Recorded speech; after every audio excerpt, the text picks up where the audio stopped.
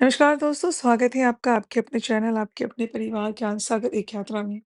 दोस्तों, मैं सबसे पहले माफ़ी चाहूँगी, यदि पीछे से किसी भी प्रकार के गाड़ी, मोटर या इंसानों की आवाज़ आती है, तो उसे आप दरकिनार करते हुए वीडियो को अंत तक ज़रूर देखिएगा।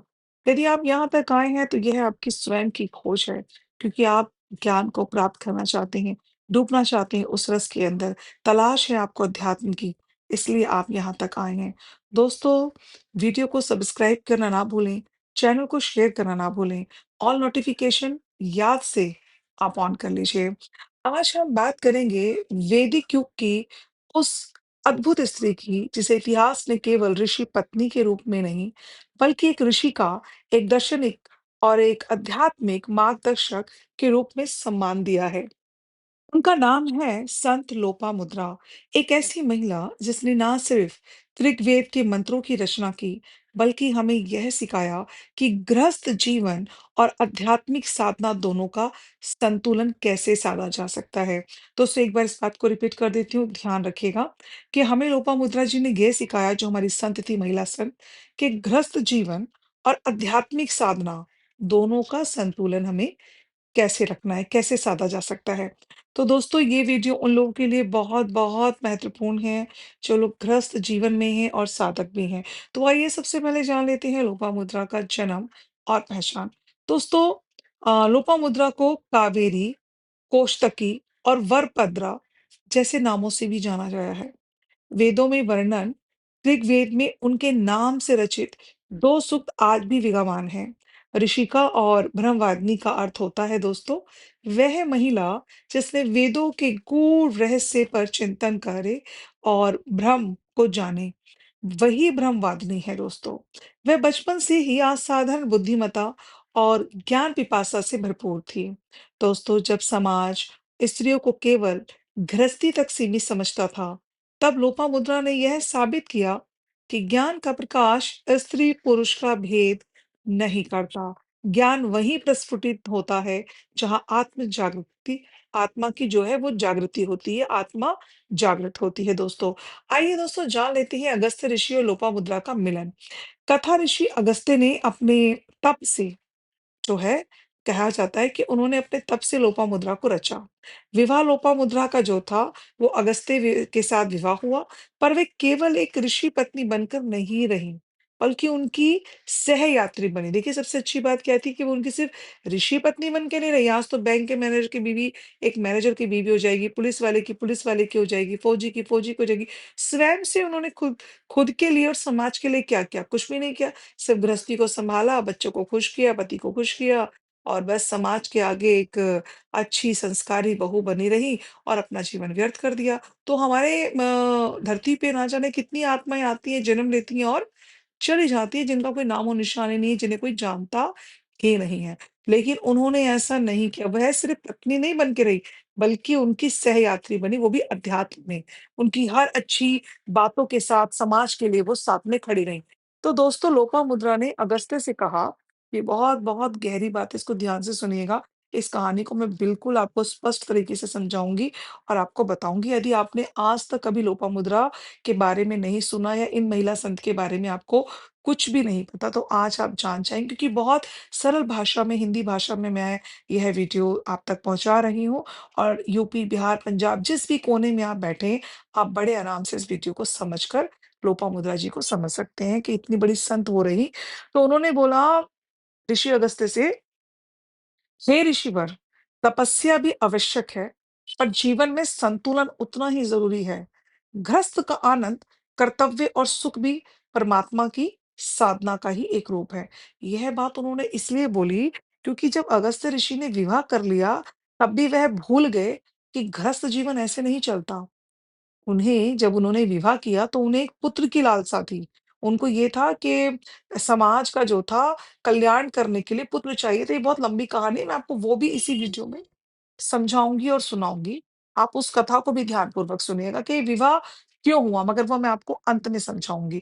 अभी हम आगे बढ़ते हैं। तो यही शिक्षा हमें देती है, जो ये आध्यात्मिक संदेश जो हमारे लिए है दोस्तों, इस वीडियो के माध्यम से ये शिक्षा देती है हमें कि साधना का अर्थ संसार से भागना नहीं, बल्कि संसार में रहते हुए आत्मा का विकास करना है। दोस्तों देखिए, आप साधना कर रहे हैं और आपने विवाह कर लिया, लेकिन अब आप क्या कर रहे हैं? आप भाग रहे हैं, आप अपने जीवन साथी को खुश नहीं रख रहे हैं, आप अपने परिवार के साथ में होकर भी नहीं हैं, तो फिर उस साधना का भी कोई मतलब नहीं बनता दोस्तों। तो ये आगे हम सारी चीज़ें समझेंगे। तो कोई भी अगर भी गृहस्थ जीवन में है और वो साधना भी कर रहे हैं, देखिए या तो भई गृहस्थ जीवन मत बसाओ, बसा लिया है, क्यों बसाया है पहले तो ये क्लियर होना चाहिए। और अगर नहीं है क्लियर तो यह वीडियो देखिए और समझिए कि क्या आपके अंदर भी एक लोपामुद्रा है? क्या आप वैसा जीवन जी रहे हैं? आप समाज के लिए, परिवार के लिए कुछ कर रहे हैं? कुछ जग कल्याण के लिए कर रहे हैं? तो ये आप समझेंगे, अभी आपने ये वीडियो अंत तक देखना है। तो दोस्तों सबसे पहले तो गृहस्थ जीवन और पुत्र ऋणाश्रियों के बारे में भी हम जान लेते हैं। तो लोपामुद्रा ने अगस्त्य को गृहस्थ जीवन के महत्व का अनुभव कराया। उनका पुत्र धृतराष्ट्र, जिसके बारे में कहा जाता है कि वह गर्भ में रहते हुए ही वेदों का ज्ञान प्राप्त कर चुका था। ठीक है दोस्तों, यह घटना दर्शाती है कि माँ केवल जीवन देने वाली नहीं बल्कि ज्ञान और संस्कार की पहली गुरु भी होती है। इसलिए मैं हर किसी से कहती हूँ, जो भी महिलाएं प्रेग्नेंट हैं, उन्होंने गर्भ धारण कर लिया है, तो अपने बच्चे से कनेक्ट हो, बच्चों को अच्छी अच्छी बातें सुनाएं, देखें, डिस्टर्ब ना हो। और पुरुषों का भी यही फर्ज है कि वो भी कर्तव्य है उनका ये, कि अपनी बीवी को खुश रखें, अच्छी-अच्छी बातें करें, ये गाली-गलौच ना करें, क्योंकि बच्चा गर्भ में रहते हुए ही माँ के सब कुछ सीख जाता है और उनकी पहली गुरु कौन होती है? माँ होती है। तो बच्चों, आज भी जब माँ अपने बच्चे को लोरी सुनाती है ना, तब उसमें वही लोपामुद्रा की परंपरा जीवित होती है। ज्ञान, संस्कार और प्रेम का संगम होता है। दोस्तों ऋग्वेद में लोपामुद्रा के जो सूक्त हैं वो भी आप समझ लें। तो ऋग्वेद में सूक्तों में लोपामुद्रा ने स्त्री की भावनाओं और इच्छाओं को प्रकट किया है। वो स्त्री थी, महिला संत थी, तो उन्होंने कितने अच्छी तरीके से महिलाओं के लिए कदम उठाया। और ऋग्वेद समझ रहे हैं आप? कितनी बड़ी बात है। ऋग्वेद जो वेदों में मतलब श्रेष्ठ वेद मतलब ऋग्वेद के सूक्तों में लोपामुद्रा ने स्त्री की भावना और इच्छाओं को प्रकट किया, जो आज भी है दोस्तों।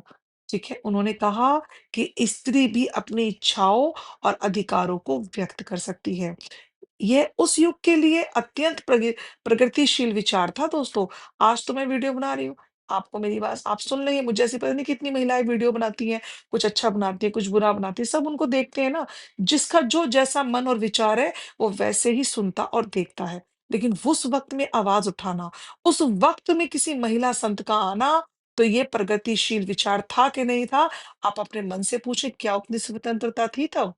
उस वक़्त इतना ज्ञान होना और ये उपाधि मिलना बहुत बड़ी बात है। महिलाओं के लिए महिला संतों ने बहुत कुछ किया।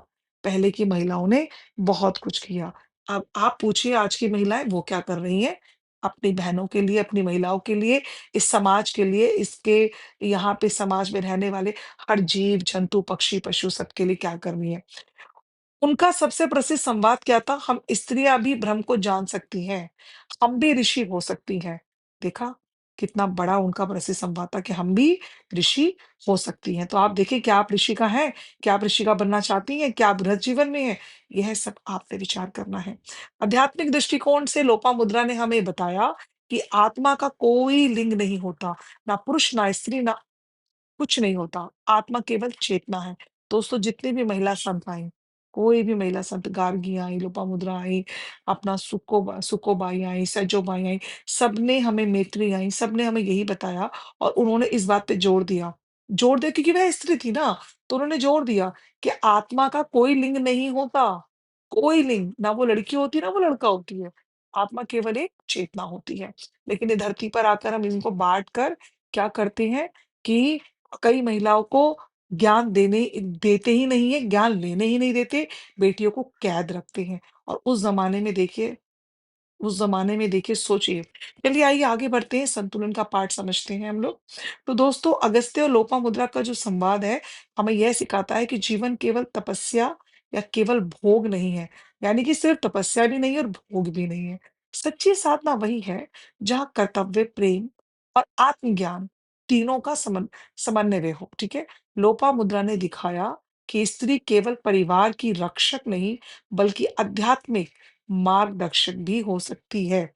और दोस्तों क्या आज देखिए ना आपकी जो माता है, वो आपको सिखाती होंगी ना मम्मियाँ बचपन से पूजा-पाठ, खाना-पीना, रहना, उठना, बैठना, लिखना, पढ़ना, बोलना, चलना सब सिखाती है, माँ सिखाती है ना। तो माँ क्या है? तो स्त्री सिर्फ़ केवल घर नहीं सँभालती, कहते हैं अगर एक स्त्री पड़ जाए तो पूरा खानदान, पूरा परिवार पड़ जाता है। अगर एक स्त्री अपना नाम रोशन कर ले तो पीछे जितनी बेटियाँ होती हैं, उन्हें भी आगे बढ़ने का रास्ता मिल जाता है। लेकिन लड़कों में ऐसा नहीं होता, अगर एक लड़का पड़ गया, एक वो हो गया तो वो अब सोचता है मैं अपनी गृहस्थी बसाऊँ, मैं अपना-अपना करूँ। देखिए सभी पुरुषों के लिए नहीं है, कई परिवार को लेके चलते हैं, पर अधिकतर आप पुरुषों में यही पाएँगे कि वह अपने ही परिवार के लिए सोचेंगे, अपने लिए ही मैं में सोचेंगे। लेकिन अगर एक स्त्री पड़ गई तो बाकी की बच्चियाँ क्या बोलेंगी, हमें उनकी तरह बनना है, हमें भी ये करना है, हमें भी वो करना है। तो इसलिए बच्चियों को पढ़ने दें, जिनकी बेटियाँ हैं उन्हें आगे बढ़ने दें।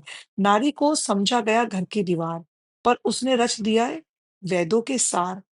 लोपामुद्रा ने दिखाया हमें मार्ग नया कि साधना और जीवन दोनों ही एक धारा है दोस्तों। आधुनिक समाज के लिए एक संदेश है दोस्तों। आज की स्त्री के लिए आज की स्त्री के लिए लोपामुद्रा की जो प्रेरणा है, शिक्षा और ज्ञान की चाह कभी ना छोड़ें दोस्तों।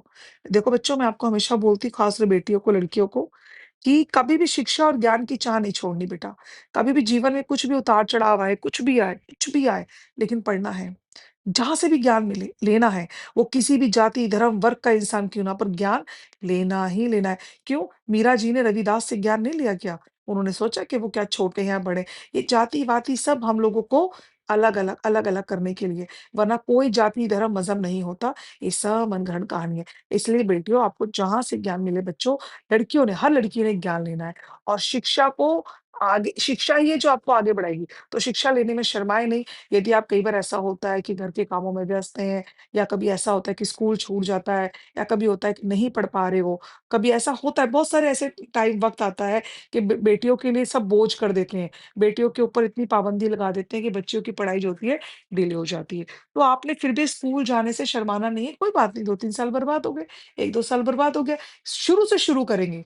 मैं हमेशा बोलती हूँ जीवन में कि शुरू से शुरू करो, और शुरू से शुरू करने वाला इंसान कभी हारता नहीं, पीछे मुड़ के देखना ही नहीं हमने। शिक्षा और ज्ञान की चाह कभी नहीं छोड़नी। दूसरा बच्चों, गृहस्थ और करियर दोनों का संतुलन संभव है। ठीक है? आपके ऊपर है, आप गृहस्थ जीवन को और करियर को कैसे लेके चलोगे। यदि आप करियर को इतना हावी कर लोगे, आजकल की मॉडर्न लड़की-लड़के हैं ना, क्या करते हैं? इतना हावी कर लेते हैं कि उसके बाद में कुछ टाइम प्यार रहता है, कुछ टाइम गृहस्थ जीवन सही चल रहा होता है, फिर डगमगा जाता है। इतना करियर को घर तक तो लेकर आना ही नहीं है, और गृहस्थ जीवन को करियर तक लेके नहीं जाना। प्रोफेशनल और पर्सनल लाइफ को अलग-अलग रखना है। तो संतुलन कैसे बनाना है, ये आपको देखना है। तीसरा है आत्मनिर्भर और आत्म जागृत बनें। आत्मनिर्भर बनना ज़रूरी है। आपके हाथ में ऐसा काम होना चाहिए कि आप अपना पेट पाल सको और 10 का पाल सको। आत्म जागृत बनें, ध्यान करें, हमेशा अपने आप को जागृत रखें। ऐसा कोई कार्य ना करें जिससे आपकी ऊर्जा वेस्ट हो। कोई ऐसा कार्य करने की ज़रूरत नहीं है बच्चों। इसलिए आत्मनिर्भर और आत्म जागृत बनें, लड़का हो चाहे लड़की हो। आध्यात्मिक दृष्टि से, जैसे कि लोपामुद्रा ने अगस्त्य का मार्गदर्शन किया, वैसे ही हर स्त्री में शक्ति और ज्ञान छिपा है। आवश्यकता है उसे पहचानने की दोस्तों। दोस्तों, लोपामुद्रा का जीवन हमें यह सिखाता है कि ज्ञान का कोई लिंग नहीं होता। गृहस्थ जीवन और आध्यात्मिक साधना एक दूसरे के पूरक हैं। नारी केवल प्रेरणा नहीं, स्वयं दिशा है दोस्तों। ठीक है? जो दोस्तों, आज जब हम ना संत लोपामुद्रा को स्मरण करते हैं, तो यह महसूस होता है कि केवल इतिहास की एक ऋषिका नहीं, बल्कि उस हर नारी की प्रतीक है जो अपने आत्मबल और ज्ञान से संसार को नया मार्ग दिखा सकती है। ठीक है दोस्तों, तो हमने ध्यान रखा। आइए कुछ और बातों पर भी हम थोड़ा-सा विचार कर लेते हैं। जैसे कि आप लोगों के मन में होगा कि जो लोपामुद्रा है वो कावेरी नदी क्यों बनी? या जिन्हें नहीं पता, मैं उनको बता दूँ कि लोपामुद्रा क्यों बनी कावेरी नदी। आप लोगों ये भी जानने के इच्छुक होंगे। तो मैं चाहती हूँ कि इसी एक वीडियो में मैं आपको सभी कथाओं को एक साथ समझा दूँ और एक ही साथ पिरो दूँ, एक माला की तरह, ताकि आपको अलग-अलग जगह पे जाके वीडियोज़ ना देखने पड़े, ना आपको ये सोचना पड़े कि इस चीज़ का क्या मतलब है, इसका क्या है, फिर ऐसे क्यों हुआ, फिर वैसे क्यों हुआ, इसलिए आप यही सुनेंगे, ठीक है दोस्तों? दोस्तों, जो सबसे पहले कि नदियाँ ना दोस्तों केवल जल की धारा नहीं होती, वे जीवन की धारा होती है। हर नदी के पीछे एक कथा छिपी है, त्याग, करुणा और प्रेम की। आज हम आपको सुनाएँगे दोस्तों, संत लोपामुद्रा की वह अद्भुत कथा, जब वह स्वयं कावेरी नदी बन गई। क्यों बनी वह नदी? क्या था उस निर्णय का कारण? आइए वो भी जानते हैं ज़्यादा समय ना गवाते हुए। जैसे कि मैंने आपको बताया कि लोपामुद्रा का जन्म और विवाह, तो लोपामुद्रा का जो जन्म है मैं एक बार और रिपीट कर देती हूँ, वे अत्यंत दिव्य बताया गया है।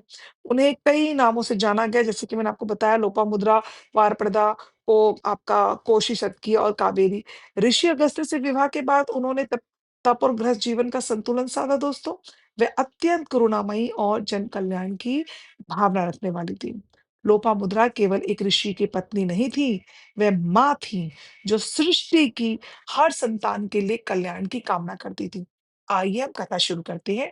कथा शुरू इस प्रकार होती है दक्षिण भारत की एक स्थिति, उससे शुरू होती है। दोस्तों, उस समय दक्षिण भारत बार-बार अकाल और सूखे की चपेट में था। जनता पीने के पानी और खेती के लिए व्याकुल थी। लोपामुद्रा ने देखा कि लोग दुखी हैं, बच्चे प्यास से बिलखते हैं, उनका हृदय द्रवित हो उठा। उन्होंने अगस्त्य से कहा, हे प्रभु, तपस्या का क्या अर्थ है? यदि जनता ही प्यास से तड़प रही हो, साधना वही सफल है, जहाँ प्राणी मात्र को सुख और शांति मिले। तो लोपामुद्रा ने संकल्प लिया।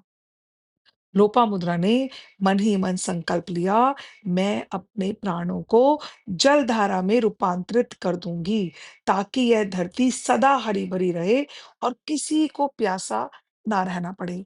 उन्होंने दिव्य शक्ति से स्वयं को जल रूप में परिवर्तित किया और इस प्रकार वे कावेरी नदी के रूप में प्रवाहित होने लगी।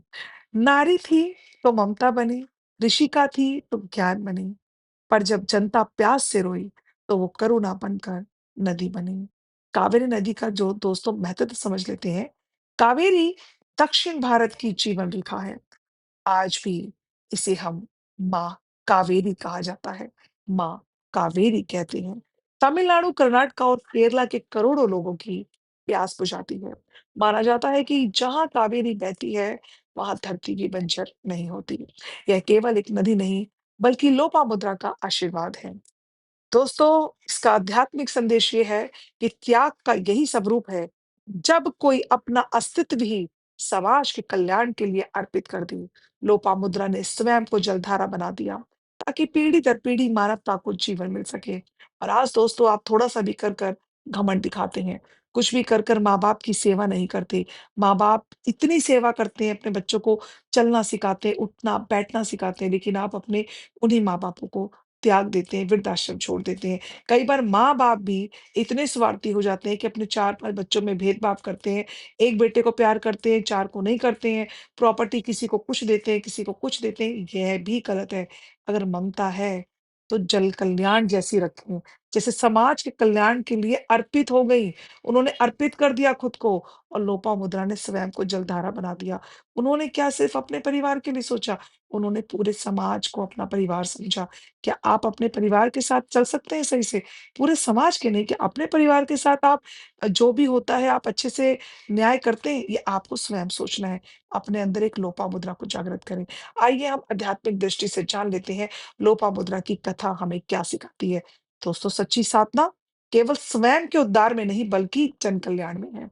मतलब कि अपने लिए नहीं सोचना कि बस मेरा-मेरा अच्छा हो जाए, मैं बहुत प्रॉपर्टी बना लूँ, बहुत गाड़ी बंगले बना लूँ, अच्छा खा लूँ, मेरी फैमिली अच्छा चले, नहीं। मेरा पड़ोसी भी खुशी रहे, मेरे रिश्तेदार भी खुश रहें, मेरे आजू-बाजू के जो भी साथी संबंधी हैं, मित्रगण हैं, वो दुखी ना हों। ये भी जन कल्याण में ही आता है दोस्तों। नारी केवल परिवार का आधार नहीं, बल्कि समाज और संस्कृति की धारा भी है दोस्तों। नदी की तरह स्त्री भी त्याग, ममता और जीवन की निरंतरता का प्रतीक है दोस्तों। जब भी आप कावेरी के तट पर बैठें, तो यह याद कीजिए, यह केवल नदी नहीं, बल्कि संत लोपामुद्रा की करुणा की धारा है। जो आज भी हमें आशीर्वाद देती है। दोस्तों, आप जब भी कावेरी नदी जाएँ, तो माँ लोपामुद्रा को याद करें और वहाँ बैठकर ध्यान अवश्य करें और उनसे प्रार्थना करें कि जैसे आपका जल ये बह रहा है ना, ऐसे बस हम भी बहते रहें जन कल्याण के लिए। हमसे कोई गलत ना हो, कुछ भी गलत ना हो हमसे। और दोस्तों, आपको आँसू आएँगे, आप रोने लगेंगे। आप जब देखेंगे ना कि इतना अच्छा जीवन भी उन्होंने त्याग दिया ना, इतनी खूबसूरत थी वो अपने टाइम में, पर उन्होंने समाज के लिए खुद को त्याग दिया। अब कुछ लोगों के मन में सवाल होगा ऐसे कैसे हो सकता है कि एक इंसान एक दिव्य शक्ति भी थी तो ऐसे कैसे? वो टाइम अलग था दोस्तों, ये टाइम अलग है। आज का इंसान तो स्वयं के लिए ही सोचता है, और स्वयं के लिए भी कहाँ सोचता है, सो का टाइम खराब कर देता है। वो टाइम तो अच्छाई और बुराई की लड़ाई का समय था। उस टाइम पे राक्षस जो असुर थे और देवताओं की लड़ाई का वक़्त था। उस टाइम पे असुर और देवता इन्हीं के बीच का ही सब कुछ चलता था, पॉज़िटिव और नेगेटिव यही फाइट चलती थी। असुर कुछ करते थे, देवता उन पर आक्रमण करते थे। वो देवता कुछ करते थे, तो असुर उन पर आक्रमण करते थे। यही सब चलता था। उस टाइम पे ये लोपामुद्रा जो थी, उनका उस टाइम पे अगस्त्य ऋषि जी ने कैसे अच्छा मैं ये आपको आगे बताऊँगी, तो आप लोग कन्फ्यूज़ हो जाएँगे। चलिए थोड़ा-सा आगे बढ़ते हैं, निष्कर्ष और इसके समापन की ओर चलते हैं थोड़ा-सा ना।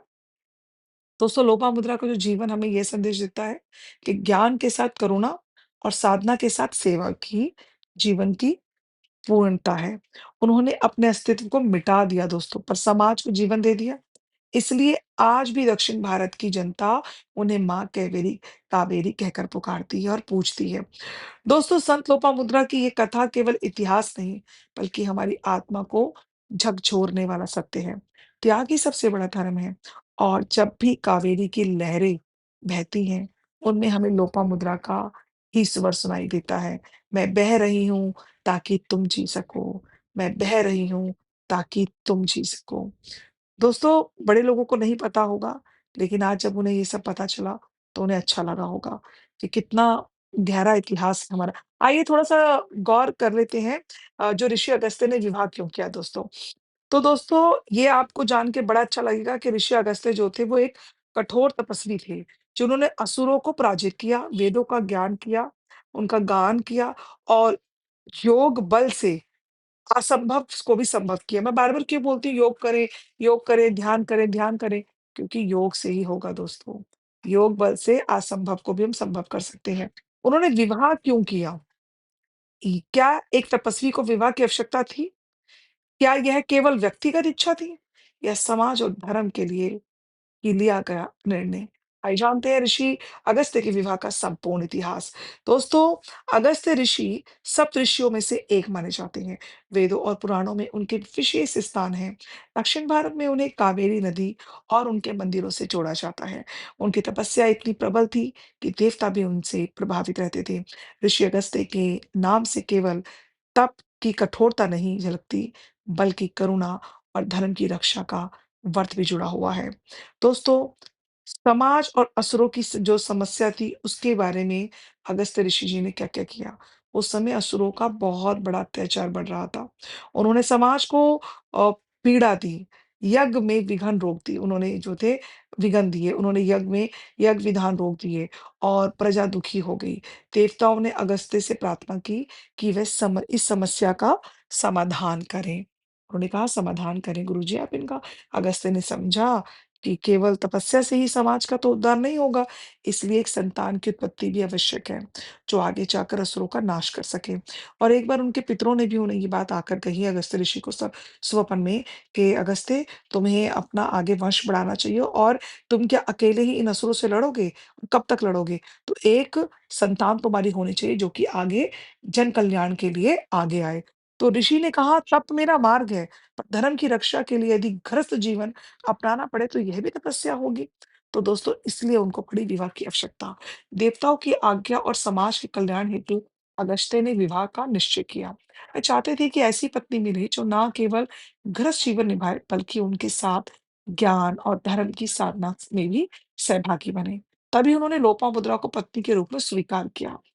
दोस्तों यह विवाह केवल व्यक्तिगत नहीं था, बल्कि सृष्टि और समाज की भलाई के लिए भी था।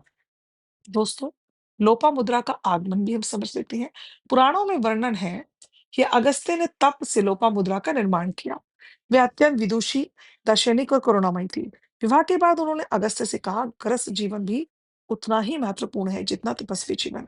केवल वन में बैठकर साधना करना ही धर्म नहीं, परिवार और समाज को संभालना ही ईश्वर की ही साधना है। अगस्त्य ने इस बात पर विचार किया और इसको स्वीकार किया। दोस्तों, क्या हुआ कि अगस्त्य जी अब किसी साधारण लड़की से तो विवाह करेंगे नहीं, क्योंकि उनको पुत्र भी चाहिए, तो तेजस्वी चाहिए जो असुरों का विनाश कर सके और ज्ञान का भी प्रचारक वो भई अच्छे से प्रचार-प्रसार कर सके और धर्म पर भी रहे। तो वो बहुत ज्ञानी पुरुष थे, तो उन्होंने क्या करा, बहुत सारी शक्तियों को एकत्रित किया और उससे एक बच्ची बनाई। वो बच्ची फिर एक राजा को दी गई जिन्होंने पालन-पोषण किया, उसके बाद जब बड़ी हो गई तो फिर बाद में अगस्त्य ऋषि जी ने उनसे विवाह किया। ये कहानी बहुत बहुत दिलचस्प, बहुत पुराणों में आज भी इसका वर्णन है। तो दोस्तों मतलब अगस्त्य ऋषि फिर भूल गए, जब उन्होंने विवाह तो कर लिया, पर वो यह भूल गए कि मैं तो गृहस्थ जीवन में हूँ, फिर साधना में जाकर बैठ गए। अब वो साधना ही करें, ध्यान करें। अब सबसे बड़ी बात ये है दोस्तों, अगर एक बार ध्यान में बैठ जाओ ना, तो ध्यान में बैठने के बाद आँखें खोलने का तो मन ही नहीं करता, और आँखें खुल जाए तो बार-बार अपनी आँखें बंद होने लगती हैं। मन ही नहीं करता कि किसी से बात करें, बस मन करता है अंदर आँखें बंद करके डूबे रहो, किसी को ना सुने। इस चीज़ को तो जो ध्यानी है वह समझ सकते हैं, और वो तो बहुत बड़े ध्यानी थे। हम और आप तो कुछ भी नहीं है, एक साधारण है, कुछ भी नहीं है, कुछ भी एक बाजरे के दाने बराबर भी नहीं है, वो भी बहुत बड़ा होता है। हम कुछ नहीं है, लेकिन वो इतने बड़े ज्ञानी पुरुष थे, तो सोचिए उनकी तपस्या क्या रही होगी। हम तो कुछ भी तपस्या नहीं करते, वो तो क्या तपस्या कर रहे होंगे। लेकिन लोपामुद्रा में भी उतनी शक्ति होगी भई, उतनी तो उनमें इतनी तो पावर थी, उतना तो उनमें था, उनकी जो दिव्य शक्ति थी वो कितनी थी कि अगस्त्य ऋषि जैसे मतलब महाज्ञानी से वो बात कर सकीं और उन्हें समझा सकीं। हम तो कुछ नहीं है ना, हम तो आज अपने परिवार को कोई बात समझा नहीं सकते, और उन्होंने अगस्त्य ऋषि जैसे मतलब ऋषि को समझाया कि आपने विवाह किया है, लेकिन वो विवाह करके भूल गए कि मुझे तो भई विवाह का आगे गृहस्थ भी तो निभाना है, गृहस्थी का जीवन भी तो निभाना है, मैं बीवी को लेकर आया हूँ, तो पत्नी के साथ भी तो भई रिश्ता निभाना है। तो उन्होंने उनको समझाया, उनको तपस्या से जगाया और उनको बैठ के समझाया कि ऋषिवर आप ये क्या कर रहे हैं? आपने मुझसे विवाह किया है, और जितनी साधना ज़रूरी है, उतना ही तो गृह जीवन ज़रूरी है, आप तो मुझे भूल गए विवाह करके। तो उस बात को ऋषि जी ने क्या करा, अगस्त्य ऋषि ने इस पर बहुत विचार किया। ये 1 या 2 दिन की बात नहीं थी कि उन्होंने कहा और वो समझ गए। उन्होंने विचार किया, विचार करने के बाद उन्होंने उसे स्वीकार भी किया, और इसमें बहुत बड़े-बड़े देवता भी आए उन्हें समझाने के लिए, क्योंकि वो तो तपस्या से हट ही नहीं रहे थे, और देवता भी आए। और उन्होंने जब सबकी बात सुनी और अपनी बीवी की बात, यानी पत्नी की, वाइफ की, अपनी लोपामुद्रा की बात सुनी, तो उन्होंने विचार कर कर स्वीकार किया, क्योंकि उनको याद आया कि मेरे पितरों ने भी कहा था कि मुझे तो एक पुत्र की आवश्यकता है, और पुत्र को किसका होना चाहिए? अगस्त्य ऋषि और लोपामुद्रा का। तो लोपामुद्रा केवल पत्नी नहीं थी, वे अगस्त्य की साधना की सहयात्री भी थी। उन्होंने ऋषि को सिखाया कि आध्यात्मिकता और गृहस्थी दोनों का मेल ही पूर्ण जीवन है। दोस्तों, संतान और धर्म रक्षा भी समझ लेते हैं। तो अगस्त्य और लोपामुद्रा के पुत्र त्रिढ़ासु हुए। उनका नाम था त्रिढ़ासु। कहा जाता है कि उन्होंने असुरों से युद्ध किया और धर्म की स्थापना की। इस प्रकार अगस्त्य का विवाह केवल व्यक्तिगत नहीं, बल्कि धर्म की रक्षा और समाज की भलाई के लिए हुआ था। जब एक ऋषि विवाह करता है, तो वह केवल अपनी इच्छाओं की पूर्ति नहीं करता, बल्कि भविष्य की पीढ़ियों को धर्म और ज्ञान की विरासत सौंपता है। आज का आध्यात्मिक संदेश सुन लेते हैं वीडियो में। अगस्त्य का विवाह हमें सिखाता है, साधना का अर्थ संसार से भागना नहीं, गृहस्थ जीवन भी ईश्वर की योजना का हिस्सा है। तीसरा, धर्म रक्षा के लिए तप गृहस्थ तप और ग्रस्त दोनों ही अव की आवश्यकता है हमें। लोपामुद्रा और अगस्त्य का मिलन इस सत्य का प्रतीक है कि ज्ञान और प्रेम, तप और गृहस्थी, त्याग और सेवा, जो सेवा है, सब मिलकर ही जीवन को पूर्ण बनाते हैं। वन में तप किया, समाज की रक्षा की ठानी। ऋषि अगस्त्य ने विवाह से नई राह चुनी। लोपामुद्रा जीवन का संतुलन पाया, धर्म की ज्योति से जग को सजाया। निष्कर्ष ये निकलता है दोस्तों इस वीडियो का, ये जो आप सुन पा रहे हैं, इस कथा का, कि ऋषि अगस्त्य ने विवाह केवल व्यक्तिगत जीवन के लिए नहीं किया। यह विवाह था धर्म की रक्षा, समाज की सेवा और भविष्य की पीढ़ियों को धर्म पथ पर स्थापित करने का संकल्प। यही कारण है कि वे आज भी पूजनीय है। दोस्तों, अगली बार जब आप यह प्रश्न सुने कि ऋषि अगस्त्य ने विवाह क्यों किया, तो याद रखिएगा, वह विवाह केवल एक रिश्ता नहीं, बल्कि साधना और समाज का संगम था। संतुलन जीवन ही की सच्चाई है, आध्यात्मिकता है। दोस्तों, दोस्तों, मैं उम्मीद करती हूँ कि आप समझ चुके होंगे और आपको ये कथा समझ में आई होगी। यदि फिर भी आपका कोई क्वेश्चन है, कोई सवाल है, तो आप मुझे कमेंट कर सकते हैं, ताकि मैं उसका जवाब आपको दे सकूं। दोस्तों, दोस्तों, फिर भी कुछ छूट गया हो, कहीं कोई गलती हो गई हो, बोलते वक़्त दोस्तों कुछ शब्द गलत हो गए हों, तो उसके लिए तो मैं माफ़ी चाहूँगी दोस्तों आप लोगों से, और उम्मीद करती हूँ कि आप चैनल को सब्सक्राइब करेंगे और वीडियो को आपने अंत तक देखा है, इसके लिए आपका बहुत-बहुत, बहुत-बहुत धन्यवाद। दोस्तों, अगर आपको संत लोपामुद्रा की यह दिव्य कथा पसंद आई हो, तो इसे अधिक से अधिक लोगों तक पहुँचाइए, क्योंकि इतिहास की यह ज्योति हम सबके जीवन को प्रकाशित कर सकती है। धन्यवाद दोस्तों, आपसे फिर मिलते हैं एक नई वीडियो में, एक आध्यात्मिक वीडियो में। तब तक के लिए अपना ध्यान रखिएगा।